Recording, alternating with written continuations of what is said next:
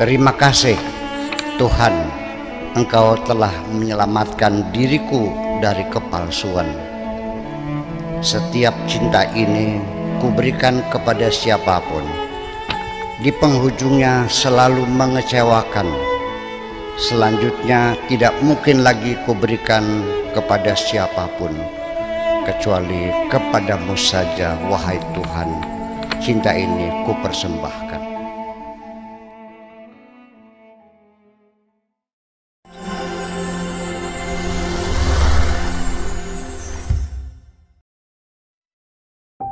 Bijak mengelola emosi.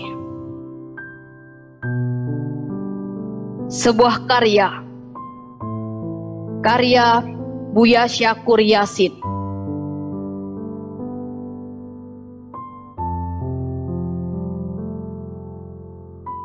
Jangan memaksakan diri ingin berjiwa besar dan selalu memaafkan orang lain. Bila hanya karena ada rasa takut dalam dirimu akan kehilangan seseorang.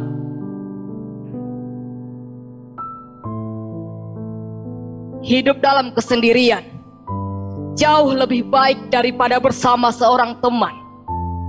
Tetapi rasa takut ditinggal pergi sangat mencekam dirimu.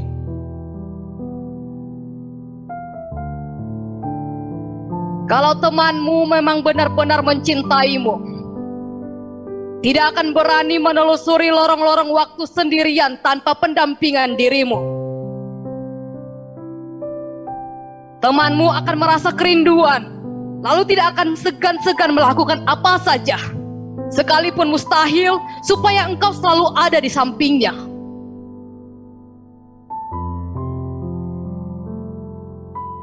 Bersamaan dengan berjalannya waktu, nanti luka di hatimu akan berangsur membaik. Lalu akan terbiasa menghadapi kehidupan yang penuh tantangan ini tanpa ada rasa panik dan cemas, menerawang masa depanmu sendiri. Orang yang benar-benar mencintaimu, wahai kekasihku yang cantik jelita, adalah orang yang mengerti penderitaan hatimu, selalu menanyakan tentang keadaan dan kesehatan setiap waktu. Tidak pernah merasa bosan selalu bertemu denganmu, selalu memaafkan segala kesalahan dan kekeliruanmu, dan selalu mengingatkan dirimu terhadap Tuhanmu. Yakinilah, orang itu benar-benar mencintai dirimu. Di balik kerlingan matamu yang bergetar itu, wahai kekasihku, aku dapat merasakan ada sesuatu yang tersembunyi, berupa kisah, hikayat, dan harapan-harapanmu yang tak kunjung datang. Mungkin sebabnya engkau terlalu tergantung kepada seseorang, sehingga kebahagiaanmu hanya sebagai layang-layang, dan selamanya jiwamu tidak pernah tenang.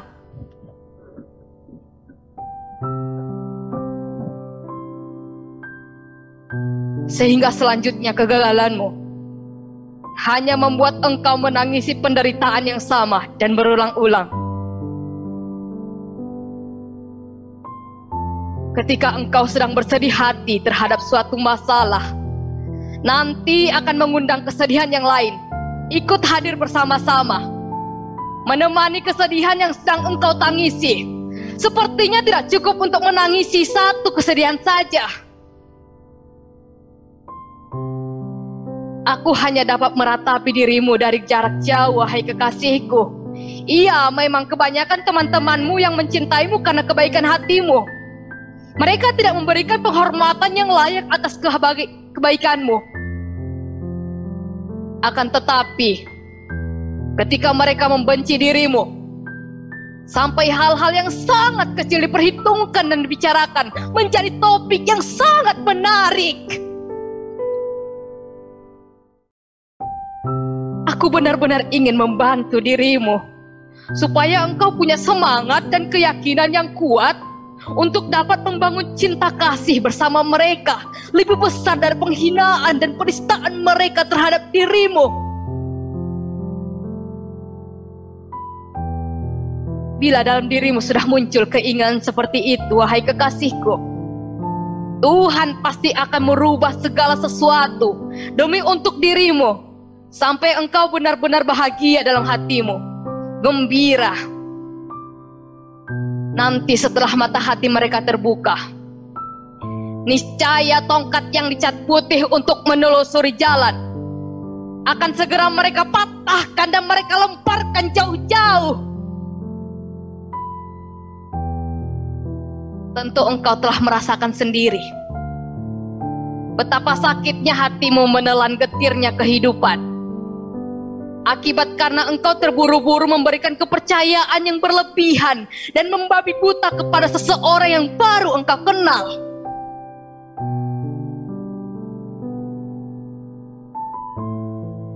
Terkadang dalam kehidupan di dunia ini,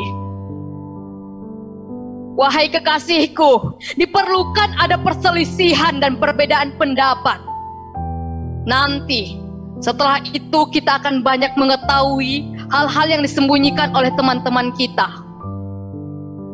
Nanti, ada saja orang yang membuka mata hati kita, terbelalak karena sangat terkejut melihat sesuatu yang mustahil terjadi.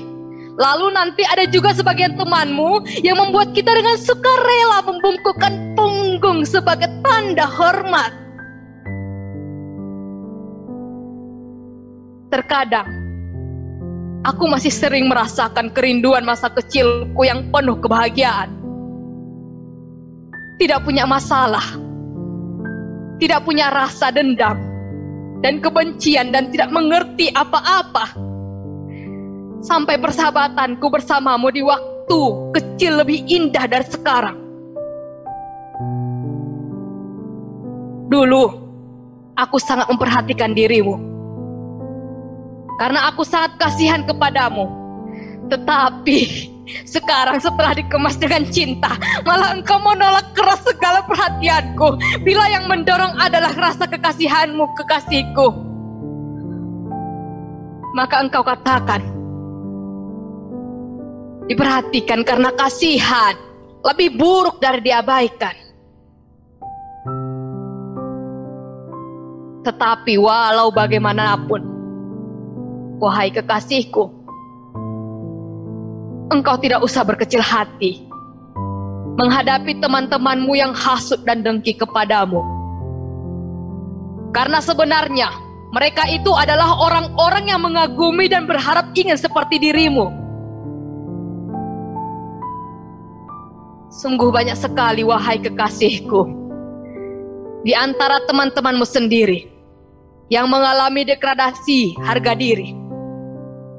Tatkala engkau memperhatikan tingkah laku mereka secara mendetail dan mendalam, bila engkau sudah mengerti demikian, abaikan saja dan lupakan saja. Akan tetapi, saat-saat yang indah dalam bermesra bersamamu, walaupun waktunya hanya sekejap dan tingkat, tidak mungkin dapat dilupakan. Dulu, aku pernah ingin sekali dapat berbincang-bincang bersamamu. Hanya saja, mencari alasan apa yang sekiranya masuk akal, tidak kutemukan sampai berhari-hari. Termasuk juga betapa sulitnya menyembunyikan air mataku supaya tidak dilihat oleh orang lain. Oleh karena itu, nasihatku kepadamu, wahai kekasihku, jangan engkau tinggalkan orang yang sedang merasa bahagia berbincang-bincang bersamamu. Engkau tidak tahu apa kedudukanmu di dalam hatinya. Mungkin saja engkau adalah orang yang sangat dicintai dan menetap abadi di dalam hatinya. Atau boleh jadi engkau adalah segalanya. Setelah aku gagal mendapatkan sahabat-sahabat yang abadi, akhirnya persahabatanku dengan siapapun, aku anggap saja seperti dedaunan di sebuah pohon yang tetap melekat di dahan akan mengeluarkan buah, sedangkan yang jauh biarkan saja karena tidak akan dapat kembali. Setelah itu, aku mendapat pelajaran hidup yang lebih istimewa lagi. Yaitu apabila hatiku tidak merasa nyaman terhadap seseorang, maka mustahil aku berikan kepercayaan. Karena mata hatiku ketika melihat sesuatu tidak pernah berdusta. Kurang lebih sifat manusia pada umumnya seperti itu. Ketika engkau tampil lebih cantik, mereka akan iri hati kepadamu. Tetapi ketika engkau tampil lebih buruk dari mereka, maka mereka akan menghinakan dirimu. Semua apa saja di dunia ini dapat dibeli dengan uang, kecuali niat yang baik. Niatmu yang baik itu, wahai kekasihku, bersumber dari mata air di dalam hati yang suci. Tidak mengapa, ketika kulihat langkahmu dalam menempuh perjalanan hidup ini terlihat sangat lambat. Yang penting asal tidak berjalan di tempat, apalagi bila engkau berjalan mundur ke belakang. Dengan sengaja, aku tidak mau menegur dirimu karena kurang perhatian kepadaku.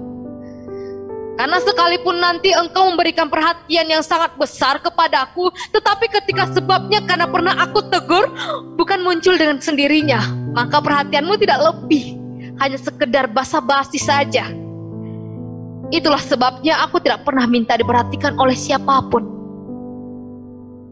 Karena perhatian itu selalu datang dari orang yang hatinya menyimpan cinta. Yang penting, jalani saja hidupmu dengan percaya diri dan rasa syukur. Siap menerima dengan senang hati apapun pemberian Tuhan. Karena hidup ini, wahai kekasihku, tidak selalu sejalan dengan segala kehendakmu.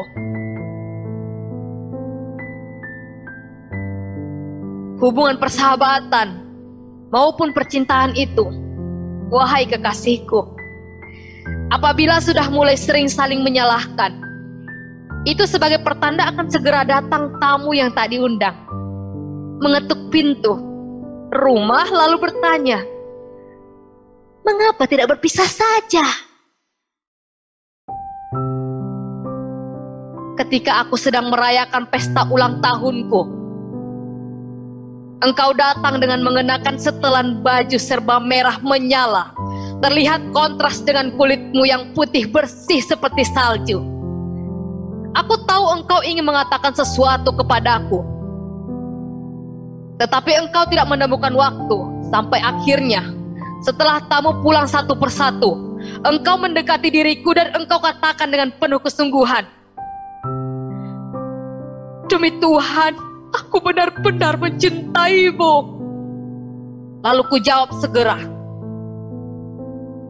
"Tanpa bersumpah juga aku percaya." Engkau tertawa lebar sambil menutup mulutmu dengan telapak tangan kananmu. Kemudian juga tiba-tiba datang sahabatku, mantan suamimu, yang hanya berumur 3 bulan lalu berujung dengan perceraian, mengucapkan selamat berulang tahun kepadaku sambil menjabat tanganku. Lalu dia berkata dengan percaya diri, "Insya Allah dalam waktu tidak lama lagi aku akan rujuk kembali dengan istriku." Mendengar ucapan mantan suamimu membuat mulutmu ternganga dan matamu langsung memerah. Tetapi segera kusela dengan berbisik di dekat telingamu, "Tidak usah dijawab, jangan bertengkar di sini." Indramayu, 29 Juni 2021. Abdul Syakur Yasin. Terima kasih.